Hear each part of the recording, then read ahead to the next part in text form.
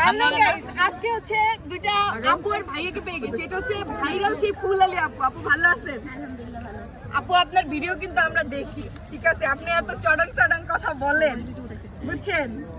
আচ্ছা, আপনাদের দুজনের মাঝে যে একটা গুঞ্জন শুনলাম রিলেশনের, এটা কি সত্যি? কোন ভিডিওতে বলছি আমরা রিলেশনের গুঞ্জন চলতেছে? আচ্ছা, এটা তো ভিডিওতে বলা লাগে না, এই যে আপনাদের দুজনের জুটি দেখলেই বোঝা যায় যে রিলেশন করেন। না, তাহলে একটা কথা বলি, যেদিন দেখবেন আমরা বিয়ে করে ফেলাইছি হ্যাঁ, সেদিন এসে এই কথাটা এই কথা বলবেন।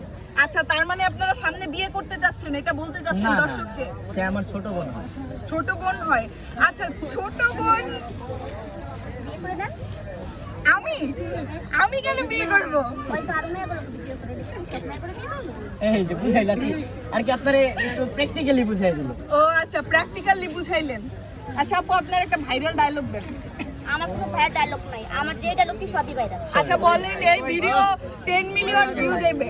কেন আমি কি চাকরি লেগে 10 মিলিয়ন নাকি? ভালোবাসার মানুষ যদি সাপোর্ট করে তাহলে, এছাড়া না। বুঝেন নাই? ও, আপনি সাপ দিলি 10 মিলিয়ন না?